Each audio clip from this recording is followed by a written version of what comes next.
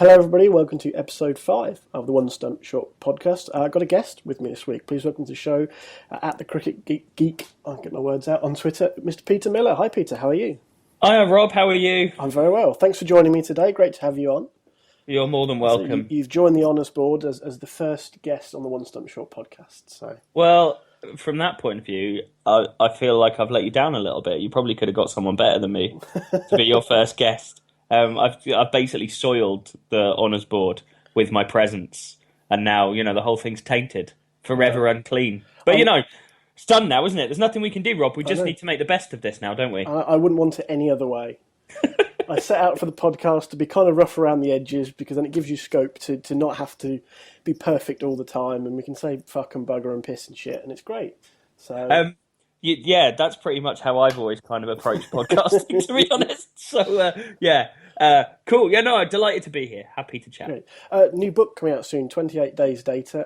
Particularly interest to myself, having grown up through the 90s into the 2000s, when England were basically a little bit shit at one-day cricket, bar a couple of high points like Sharjah when Adam Hollioake and Matthew Fleming. Yourself and Dave Tickner, who you've done various podcasts with and written previous novels with as well. I've never written anything with Dave before, I don't think I'll ever write anything with Dave again. But that's more him than me, to be honest. I think the thing is with cricket books, Rob, that I think that maybe people do understand, but perhaps needs to be if you engage yourself in a massive, year-long research project that involves interviewing 40 or 50 people, watching hours and hours of highlights, trying to get your head around everything, and then crafting it into 100,000 words of something that approaches a decent narrative. That's a fuckload of work, right? Which is fine because it's not an unpleasant amount. It's not an unpleasant job. It's quite a good fun thing to do, but it is really hard work, and basically you don't make any money. So. It's one of those things that I've already had another idea for a book. And I said to Dave, do you want to write it with me? And he just laughed and went, fuck off.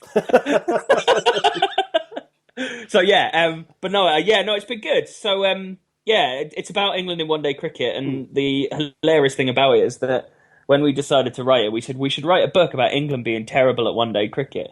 And the week that we got someone to agree to publish it with us was when the ODI series against New Zealand happened in 2015, where everything that we wanted to write about just completely changed. But I think it's one of the better things I've done. I think it's an interesting way to look back at where we were, given where we are now, and how we've got this sort of great squad of players who can compete in 50 over and 20 over cricket. To have that sort of retrospective of just how bad England were at times in one-day cricket. I'm looking forward to reading it. As I said, growing up through that sort of era when you always kind of had hope and you were always teased there might be a chance they'd do well, and then they'd drop Nick Knight and open with Nasser Hussain or something like that. 1999 I think I was saying the other day, I was really lucky to go on TMS and talk about it, and when I was on TMS, one of the things I said is that I thought 2015 was like the greatest hits of failure. So it's all the stuff that England have done wrong over the preceding 25 years, but kind of packaged together in handily 28 days. Do you see what we've done there, Rob? I did. That's clever, that, isn't it? I like both the film on honourable mention stroke pun and the way it sort of worked out beautifully into that neat little package. But 1999 I think is my favourite World Cup, just from looking back at it and laughing. It was one of those things that writing about it was an absolute pleasure, because all I had to do to write it in a way that I thought came out quite funny was just to write about it. So there wasn't any need to kind of come up with like really clever ways of putting things. I mean, me and Dave haven't tried to be funny in this book by any stretch of the imagination, although hopefully there are a couple of lines that make people smile. But the 1999 World Cup, you've got England just deciding randomly to drop Nick Knight despite the fact that he'd been brilliant beforehand, and then you've got the ridiculous just World Cup song scenario where they got Dave Stewart off of the Eurythmics to just like he had a song he had in a bottom drawer somewhere, and he just kind of went, "Yeah, that'll do." And then the video for it is a group of I think what must have happened is they were like, cricketers wear white. What other kind of people wear white? Oh, inpatients at an insane asylum wear white. So we'll have it in an insane asylum, and the video will be a pastiche to One Flew Over the Cuckoo's Nest by Ken Casey. So you have Dave Stewart, a group full of inmates from an asylum, and a prostitute on a bus going to a cricket match. Now, you just need to describe that, and that's funny. Yeah, because absolutely. It's fucking mental. What's all that about? And yeah, it was, and then you've got there's great stuff. There's so much good stuff. Like, they did the launch for the World Cup, and they had Caprice turn up. I remember that. Oh, in a full England kit, and a couple of other celebrities. In quotation marks, there was maybe Leslie Garrett or someone turned up as well. Yeah, that had been her era of most fame, and that's a terrible way to describe it, but yeah. But the great thing was, there's this picture of her being held up by a group of cricketers in their nation's kits. But the great thing was that they had the England boys there, but the other guys hadn't arrived yet. So the two cricketers that they had holding up Caprice were Stuart Law and Franklin Rose, neither of whom were in the 1999 World Cup squad for Australia or the West Indies. I know we've kind of deviated from the main theme of this evening's symposium, but that was such a bizarre World Cup. I think I was 15 at the time, and just the whole thing. I went to a couple of the games. I went to a warm-up game at Trent Bridge, and saw Graham Archer slap Muralitharan into the Fox Road car park. I mean, Archer was like a moderate number 3 batsman, and he just made it look so easy. And then England made Murali look so hard for so many years thereafter. And I think I was at that terribly contrived game at Old Trafford between Australia and the West Indies. Yeah. Where it was just blatant what was going on. Brian Lara was just pushing singles to keep the run rate ticking. It's like, hey, we're both through. And it's just like everyone in the crowd is dumbfounded going, we obviously all know what's going on here. It's like the World Cup itself, and I don't think from a cricket point of view it was particularly bad. I think there were some great games. I think it was an early May World Cup, and there was 2 new balls, and it was swinging around and all the rest of it. I spoke to Alan Mullally, who obviously did well at that World Cup. Ooh. And well, the names that I got to speak to for this book was unreal. It's so amazing, the people that I got to speak to. Just that all of them said yes. Yeah. So I was really grateful. I mean, there were some names I didn't get that I was gutted not to get. I couldn't get Bumble, who I wanted to speak to for 1999, but I spoke to Nasser. So the way we worked it out, I think we spoke to at least the captain or coach of every World Cup from 1992 to 2015, apart from 2007, because I couldn't get Michael Vaughan, and we couldn't get Fletcher, because Fletcher doesn't do stuff. But I mean, yeah. So I spoke to Aggers, Mike Atherton, Ali Brown, Robert Croft, Phil de Freitas, Mark Elam, Angus Fraser, Ashley Giles, Graham Gooch, Adam Hollyoake, Nasser Hussain, Raymond Illingworth, Steve James, Nick Knight, Lord McLaurin, Peter Moores, Alan Mullally, Paul Nixon, Kevin O'Brien, Kevin Peterson, Derek Pringle, Jack Russell, Owe Shah, Neil Smith, Alex Stewart, Andrew Strauss, and Graham Thorpe. So that's the right list, that, isn't it? It is. That's a proper list. Yeah. So it was. The nice thing was, in terms of, and what I found with that, I suppose the interesting thing was that as you got momentum going, and you could say, I've spoken to these people, then more people were happy to speak to you, if that made sense. Yeah. So the person that helped me out most with it was Adam Hollyoake, who is kind of my hero, pretty much. Well, yeah, no, not kind of, actually is, which he thinks is hilarious. He thinks having him as my favourite cricketer of all time is mental. He had a weird career. Didn't he go into MMA for a little bit as well after he retired? He's done boxing and mixed martial arts. So yeah, he's Hollyoaks, great. This is really rambling. Sorry, Rob. I'm not. There's No, not no, any. this is exactly what all my podcasts turn into. The hockey one was the same. And it's Um, kind of the same principle. When you've had certain people on, and you go to the other guests, going, "Look, so and so came on." They go, "Oh yeah, no, he's cool. If he's cool with you, then I'm cool." So yeah, I'll co-" and yeah, yeah, the same yeah. effect Well, butterflies out. and you know, So it's. I mean, there's a few things like I don't know. This sounds pretty awful. I know KP to chat to now.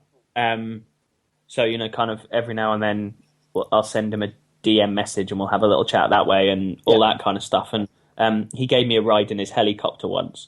So that's actually a true story as well, which is meant.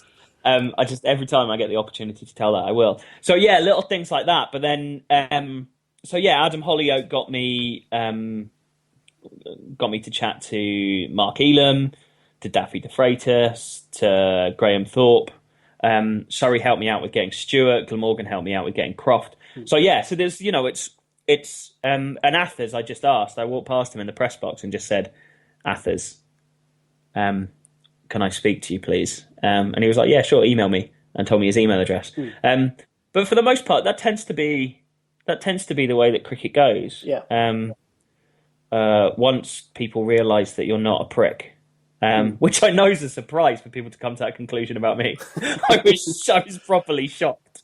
But yeah, once that happens. So yeah, what were we talking about? We were talking about 1999 and then we've gone on to speak about we different started people. with the book, and then we kind of diverted to the '99 World Cup, and we're sort of Yeah. lingering somewhere between the two right now. But yeah, no. So the book is. I mean, I'm genuinely really pleased with how it's turned out, and it's really. I mean, it's for other people to judge whether it's good or not. But I'm quite proud. I'm quite proud of what we produced. And Dave's a fine writer. And what I'm quite pleased with how it turned out is me and him have a reasonably similar style of writing. So what we did was in the last book I did was a book about associate cricket, and it was like a series of essays, and there was a very clear delineation in terms of who wrote what. But both of us were really keen in this that it should be all of it, like us that's written it. So we took on half the chapters each, but then we've gone through and amended it as we saw fit, if that makes sense. Yeah. So whereas before in the previous book we'd been quite proprietary about your work. So if we had comments, we'd send the comments back and say, I think this should change. Whereas with this, if we thought something should change, we just changed it. Yeah. And then both of us read it through again. And yeah, so I'm quite pleased with how it turned out, and hopefully people will like it. It's you can pre-order it on Amazon. Do that. That would be great. If you buy it from Amazon, then you make them money that they don't pay tax on, and I'll make a few pence. So yeah, please do. There we go. If ever there is a reason to buy something, there is it. I'm such a great salesman, aren't I? I don't know. I feel like I haven't really explained what the book is. So let me explain briefly what the book's about, because I've just kind of rambled. So basically what we've done is we've gone through every World Cup from 1992 and used those World Cups as a fulcrum to tell the story of England in one-day cricket over the last 25 years. So there's an introduction where we talk about one-day cricket going back however long. But the main book starts in 1992, and then it goes through to the World T20 in 2015, which is an epilogue, which I called Redemption ... almost.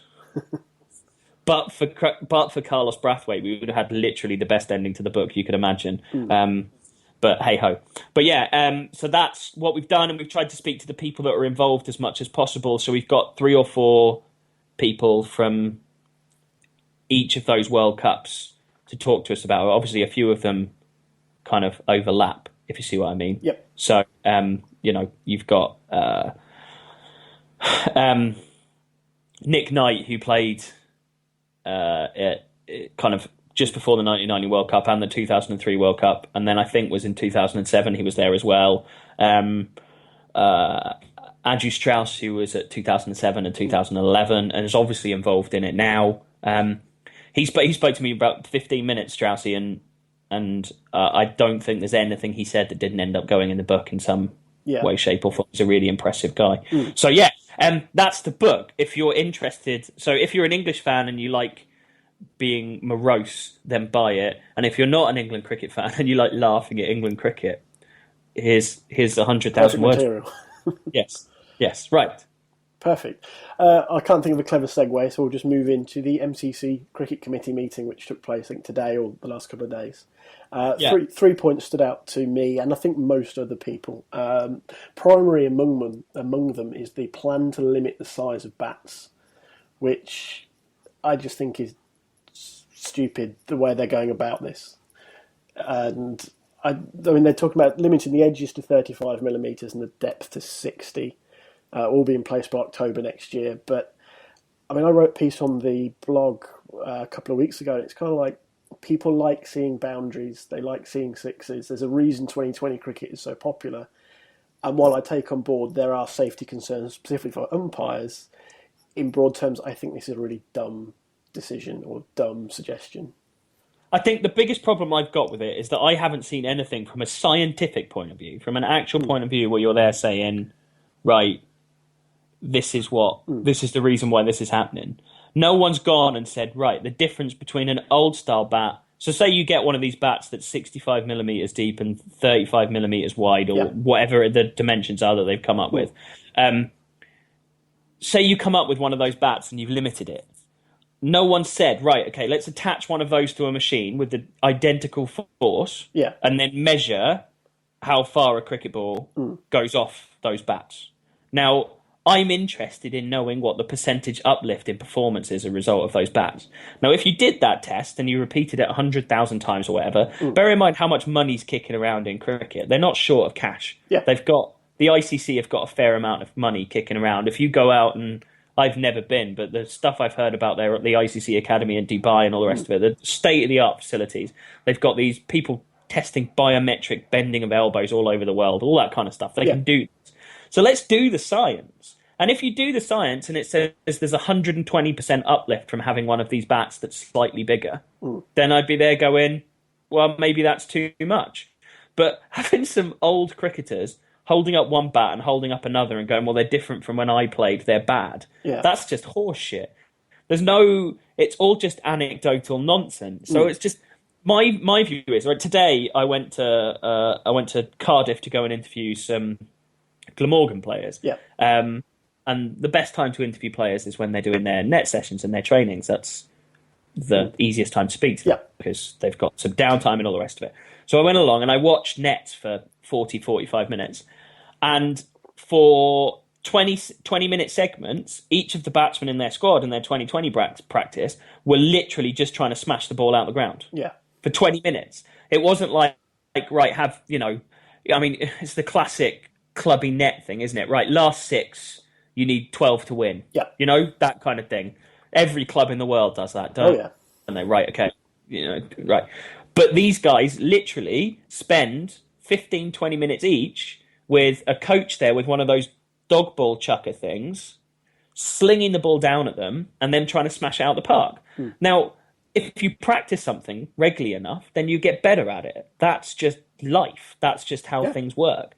So you've got the combination of having these guys being gym fit, having great nutrition, having better muscle mass than everybody else. There's a thing that Mark Butcher always says that when he first started playing cricket, you'd see, like, Viv Richards was built like a cruiserweight. Now everyone's built like a cruiserweight. Yeah. You know, these guys are so strong. So they're strong, they're fit, they practice this stuff. And you're telling me the only reason for it is bats. Right, okay, fine. But if you're going to say that the sport moving on to being a different spectacle is bad, then are you going to start saying batsmen have to restrict the amount of weights they lift in the gym? Yeah. All of them need to start smoking 40 fags a day. So what percentage of it is caused by these bats? And also, the other point is, and it's the point that you alluded to, Rob, is cricket less of a spectacle because people hit boundaries? Yeah. Now, I think the opposite of that is true. Now, I've watched some pretty turgid cricket in the late 80s and early 90s where it was 2.5 runs and over for a day, and it would be, I don't know, they'd get to close of play after 90 overs and it would be 215 for 4. Yeah. Whereas now, games move on and all the rest of it. And the other thing that people don't talk about anywhere near enough is if you've got a thicker edge and the ball carries further, it's more likely to carry to the slips. Yeah. It's more likely to carry to the fielder. There's always been miss hits that have gone for 6. You watch highlights of 1981 Ashes, right, where Botham's hooking the ball off his nose at Headingley. Plenty of those were miss hits that were going for 6. So it's just, I think the issue as ever with cricket, and it's something that I think I've heard people say they disagree with me, is that I'm kind of like, basically it's a game, it's a sport. It's not some sort of artistic piece of brilliance. And you need to look at it through that prism. And all too often people kind of just, it's the same in any sport. I'm sure, in ice hockey, Rob, you've got people saying, well, it was loads better before we had helmets, or, geez. The debate is always how there used to be more respect in the game and fighting is necessary to do this and that and police the game. But if you go back to like old videos from the 50s, 60s, 70s, players literally had fights with their sticks, like two men sword fighting. And it's kind of like, you say it was better in the 70s, but this happens. And it kind of like undoes your argument a little bit. So it's the same. It's the same. It's the same worldwide. It's the same world over, regardless of the sport. People look through it. What was the phrase that John Inverdale used? Rose-cunted spectacles, which is one of my favourite YouTube clips. Yeah. But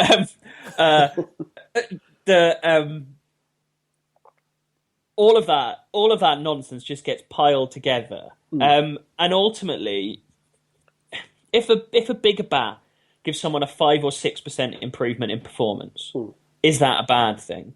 And the other thing that does my head in more than anything else is the balance between bat and ball has shifted, right? As if cricket is a sport that's played between bowlers and batsmen. It's not. It's played between one team that bowls and bats and another team that bowls and bats. Yeah. Both teams have the same opportunity. Both teams have the same equipment. If it was the situation where England, with all of their money and the 80 million quid, I'm told the ECB having reserves and all the rest of it, turned up with giant lumps of wood, and they were playing against Bangladesh, and Bangladesh were playing with little balsa wood bats, then I'd be there going, well, that's not fair, is it? But ultimately the difference is they're not any heavier. The difference is they're not pressed the same way.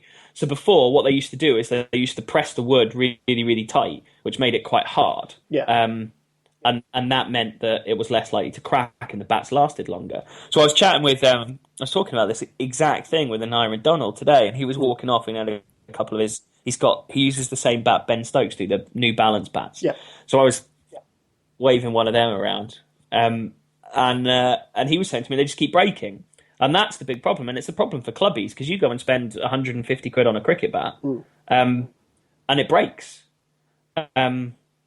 I had a Slazenger bat that was worth a fair bit of cash that they gave me, and I sold it to a mate after I'd used it 3 times, I think, and he scored 100 with it, and then looked at it the next day, and it had a big crack in it, and he could never use it again.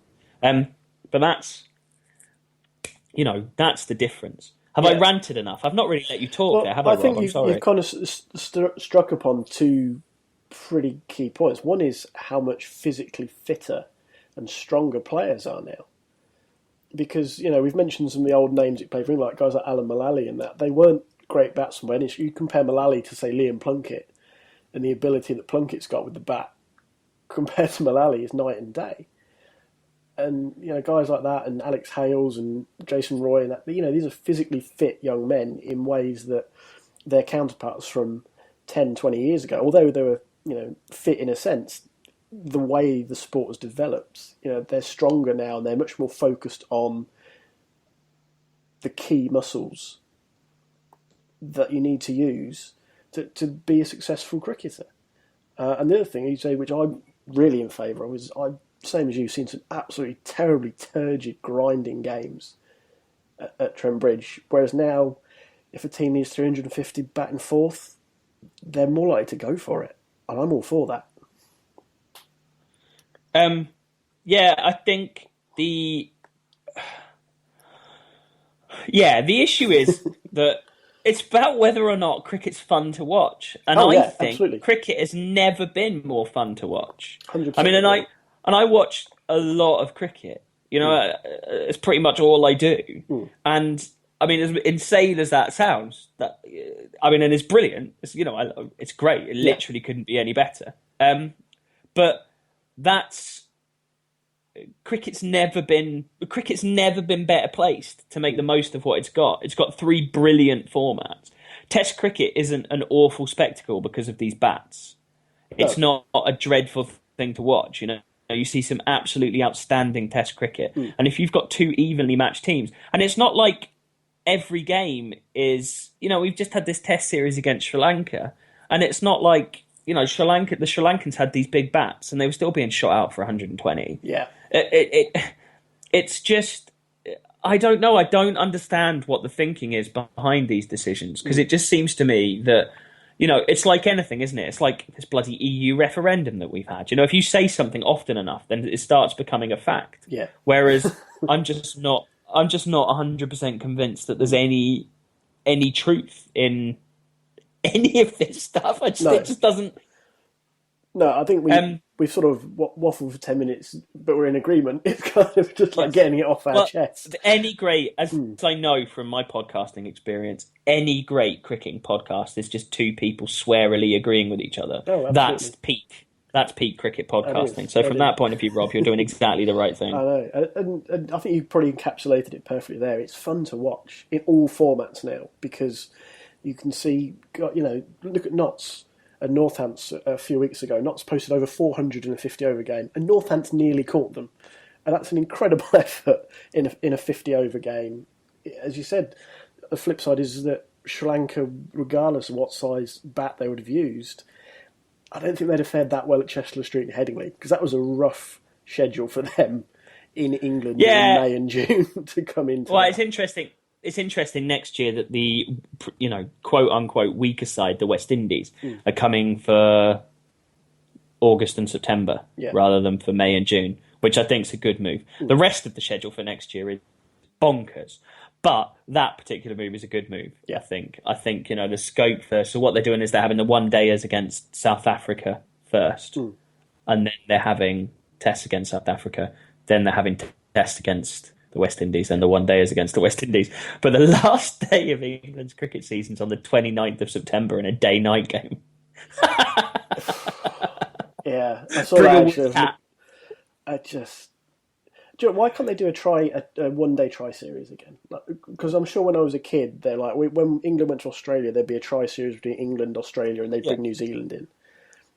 And there was a point to it. You know, there was a table, there was points, there was a first, second, and third, and it was very easy to go, England are top, they might win. Yeah, I suppose... I suppose the argument they'll have is how easy is it to sell those neutral games? Yeah. That would be their argument. So if you're a ground that's bidding for those matches, although that system's changing, but in the past where you were paying money to have the fixture, how much money are you going to want to pay, and how much money are you going to make out of having the West Indies play South Africa in a you know, even in the big there's the Champions Trophy here in 2017. And Cardiff have got a couple of those games, and they'll struggle to sell them out. Yeah. But are those the sort of games where maybe you look to the smaller grounds? You know, just for argument's sake, you know, Worcestershire or Leicestershire, and just a chance to spread around a bit more international cricket. Yeah. Let people see these internationals like Dale Steyn, McCullum, whoever's touring at the time. And just say, you know, here's a chance for the people of Worcester or Bristol or wherever to, you know, see these guys up close without having to travel great distances. I've granted Leicester's probably a bad example with Trent Bridge down the road, but the point. People always tell me that if the reason why you can't have franchise cricket is because people won't travel from Leicester to Nottingham. It won't happen. I think there's other weird. I'm not in favour of the franchise cricket, but I think there's other weird tribalism that kind of stops that. I love the point somebody made when it was first mooted, and they said, I live in Sheffield, I will never support a Leeds team, but I happily support Yorkshire. That kind of Yeah, encapsulated part of the problem. It's like, I'm not yeah. going to leagues to watch those wankers play. It's kind of like, it's the same team you watched in the Championship 2 weeks ago. It's Nah, just yeah, nah. no. Well, I mean, but again, Mm, when people are people, the takeaway from any conversation is that people are idiots. When if you establish that, then life's a lot more straightforward. that's true. But yeah, Another takeaway from the MCC meeting, they want to apply for the Olympics, participation in 2024, which I think the Italian bid had already said they were in favour of, but I think just in broad terms, that was a positive I took away from that meeting, I think. yeah. I mean, again, all of this stuff, the Olympics would be massive. The Olympics would be as big a thing as cricket ever had, in terms of Global expanding the reach, yeah. game.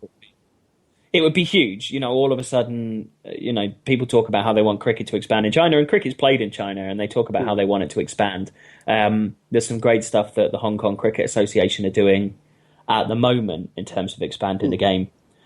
Yeah, and it just turns the tap on. It turns the tap on to loads of governmental funding. With all of this stuff, yeah, it'd be great. People have been talking about it for 30 years, and ultimately, until you have proper governance of the proper governance of cricket as a sport worldwide, then it's not going to happen because England don't want it, Australia aren't that fussed, India aren't particularly interested. All of a sudden, you have to start being adhering to all of the anti-doping stuff that goes on along with cricket. The BCCI don't want to do that. They don't want to have the whereabouts testing. It's just there's so many bits and pieces that go along with cricket. I think it's more likely to happen with women's cricket. Yeah. The ICC itself has said that they're quite keen for women's cricket to be in the next Commonwealth Games, and that's a step forward. But I think the chances of men's cricket being in the Olympics under the current structure of the ICC is pretty slim. Yeah. I mean, surely the three main naysayers are probably the three that really matter: England, Australia, and India. And as things stand, it's still kind of their way or the highway a little bit, or mostly, depending on how you look at it. But surely all three have got deep enough structures to send, like the England Lions could go, so it doesn't disrupt the England Test team's summer schedule, but there's still Well, representation. they don't even need to send a team if they don't want to. We Yeah, don't that's true. send a Yeah. we don't England or Great Britain don't send a team to the Olympics for the football. The only time they've done it was when it was It's in in London, yeah. was in London, and they were like, "Well, we really should, shouldn't we?" And yeah, so I mean, if India don't send a team, who gives a shit? It's not. I think the thing is, obviously, from a spectacle point of view, it would be better. Yeah. But ultimately, cricket in the Olympics isn't for England, Australia. I think Australia would back it. To be honest, they're more forward looking than the others. Yeah. But it's not for England or India. They don't need it. The teams that need it are the teams like China, like USA, like the Netherlands. Yeah. All these countries where cricket is there and has a base, but it needs to have that focal point to bring in.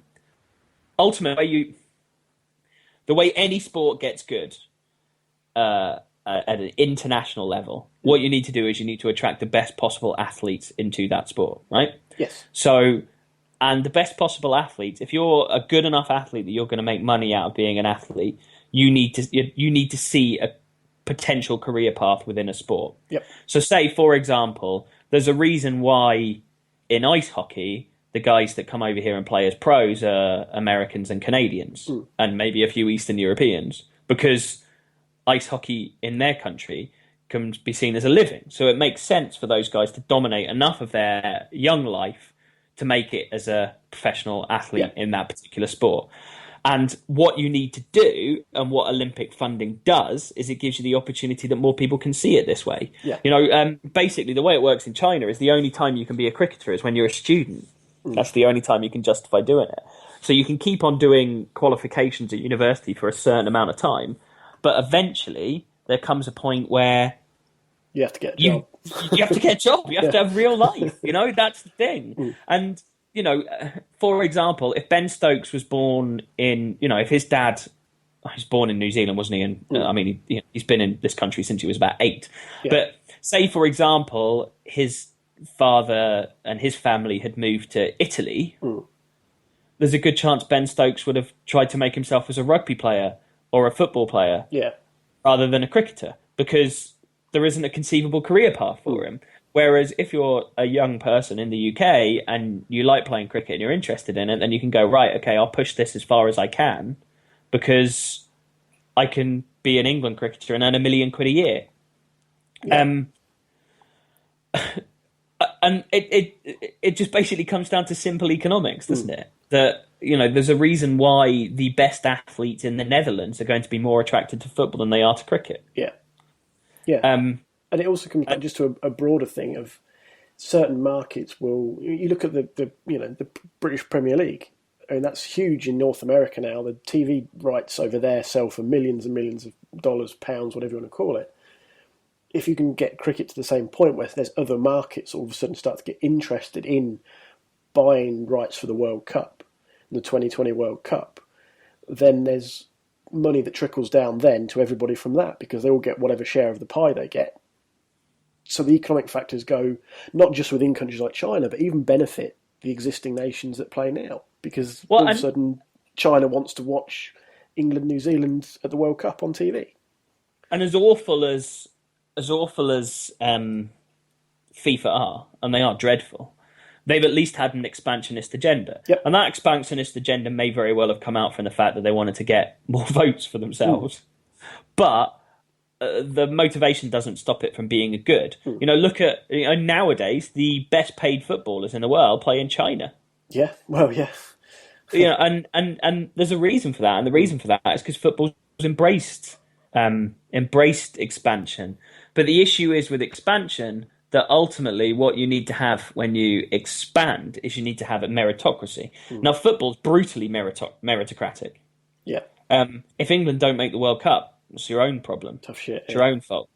Whereas the problem is with cricket, because it hasn't had that interest in expanding the sport and therefore bringing in new markets, they're totally dependent on the markets that they've got. So if England, India and Australia don't make the World Cup, it's a financial disaster for them. Whereas if England, Italy or Germany didn't make the World Cup in football, well, that's their problem, not ours. We've still got this great product that people want to watch. Yeah. And ultimately, as much as cricket is a niche sport, you look at the products that it's got. You look at 2020 cricket, right? And 2020 cricket is objectively a great spectacle.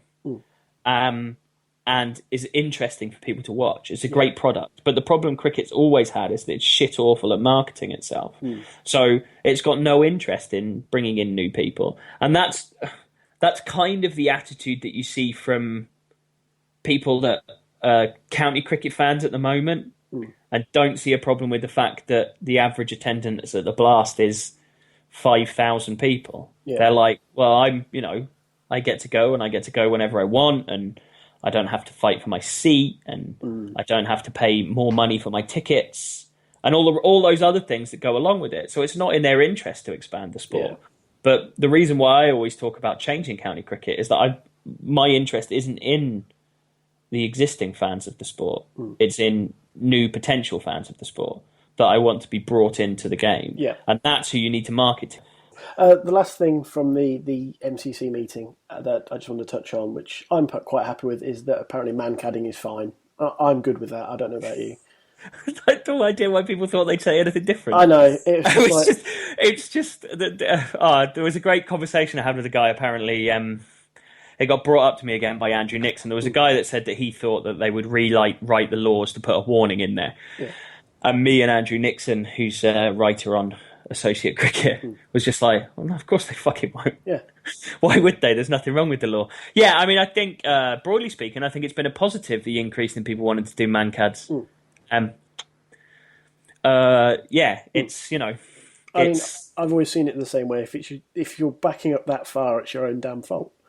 And the same when I played. If I backed up that far and got caught out, I got caught. It's like trying to steal a base in baseball. If you get caught, you get caught. The great thing is that people, they're going, oh, I didn't back up that far. And I'm like, when you're stumped, when you're stumped and run out at the other end on one of these replays by,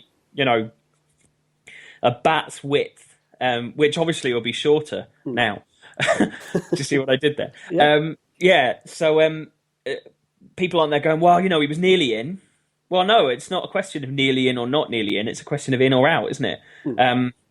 It's yeah, it's yeah. I mean, there's absolutely nothing wrong with it. And again, it comes back down to this ethereal nonsense where cricket thinks that it's something special Yeah. when it isn't really. It is. It's just a sport. But I think probably every sport has delusions of grandeur. It's just that cricket's a bit more pompous in the way that it puts it across. Yeah, it's hard to disagree there. I think basically I like everything about cricket apart from cricket. That's one way. That's one way to look at it, I suppose. Yes.